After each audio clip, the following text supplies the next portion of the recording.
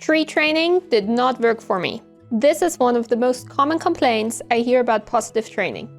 Today, I will share the top 6 reasons why treat training is not working, as well as solutions. Let's go.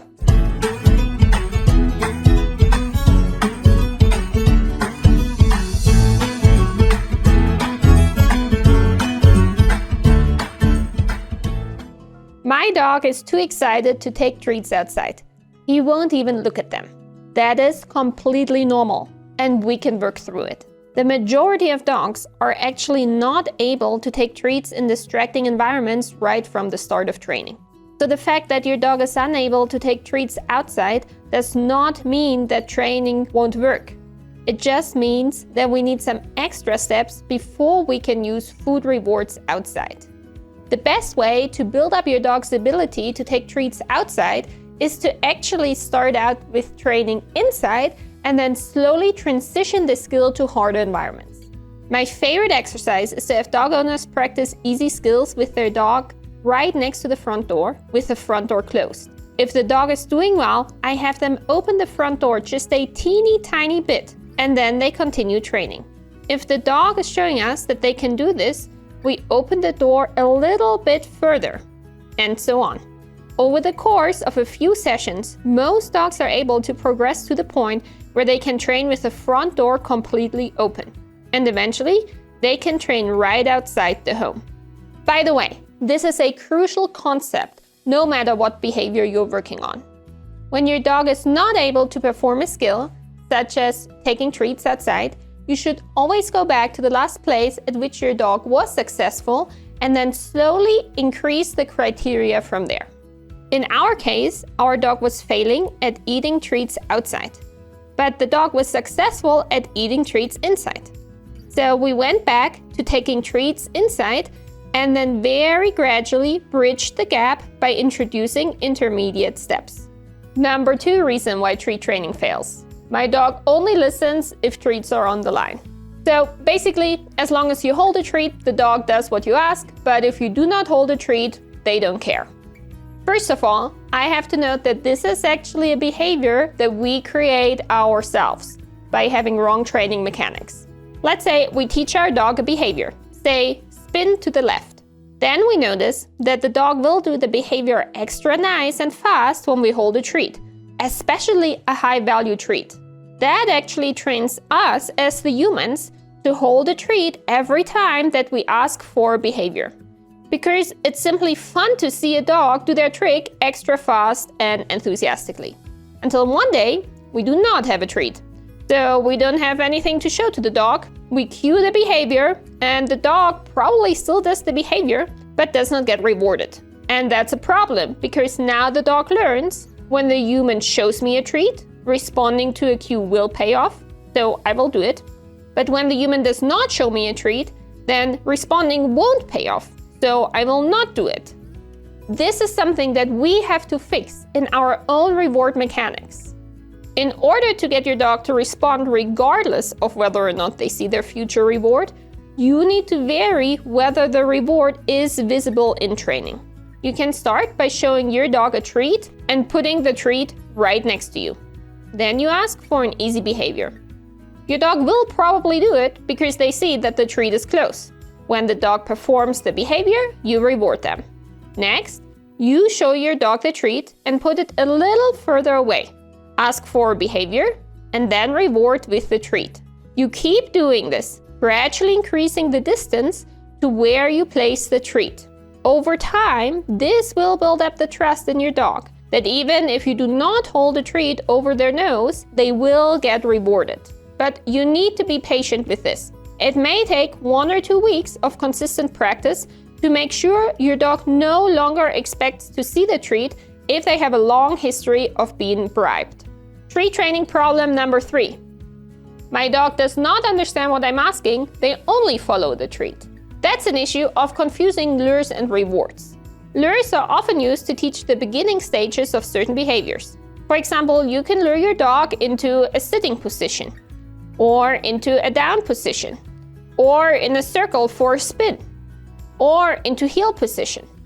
Basically, they follow the treat and move their body, and that earns them the treat. Now, the problem is that if you only ever have them follow the treat and you suddenly remove the treat, the dog really has no idea what they're supposed to do because you took too big of a step to the next level of the behavior.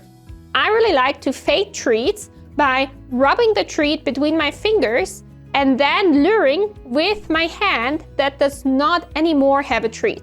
However, the fingers will smell like the treat enough that the dog still follows them. Then you can reward from your pocket. Over the course of multiple sessions, you start to make your hand signal for luring less and less obvious, and you also start to introduce a verbal cue. You always want to follow the following sequence. You first say the verbal cue, then you give the hand signal, dog performs the behavior, and you reward them. Over time, the verbal cue will become a predictor of the hand signal, which in turn predicts the behavior, and you will be able to have the behavior on verbal cue alone without having to lure your dog around. Problem number 4. Your dog earned the wrong behavior because of wrong reward mechanics.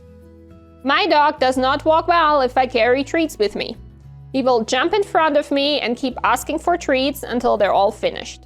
This is actually a problem I commonly see when dog owners are using treats in leash walking training, but they are not using them in the right places. Your dog will always go where they expect the reward to be delivered. That means that proper reward delivery can make a behavior, but incorrect reward delivery will break the behavior. Whatever reward you're using, you need to think carefully about how and where you give it to the dog. And by the way, this applies just as much to toy rewards as to food rewards. Now, in the case of leash walking, it is really important that you reward the dog by your side.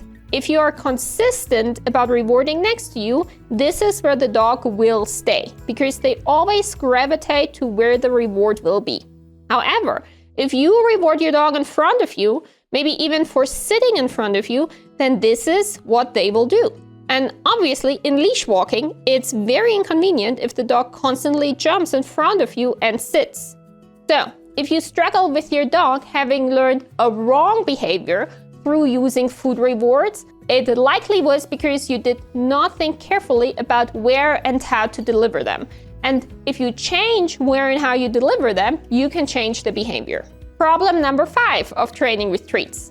My dog becomes too focused on the treat and does not pay attention. That is also completely normal, and we can improve it. I want to point out again that it is quite unusual that dogs naturally come to us with a perfect level of food drive. Most dogs are either a bit too picky and not motivated enough, or they are too motivated and cannot think straight when treats are around. But with the right approach, we can shape the food drive to be suitable for training. In the case of a dog who goes too crazy with food, you might use low-value rewards, as low as kibble or even pieces of carrot. You can try training your dog after they have already eaten at least a part of their meal. And finally, you should teach them to think in the presence of food.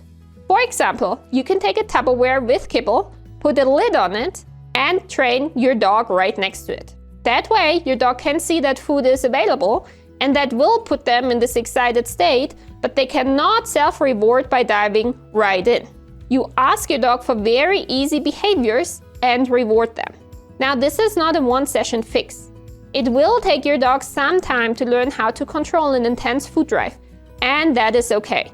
Another idea is to ask your dog to settle on a mat between behaviors.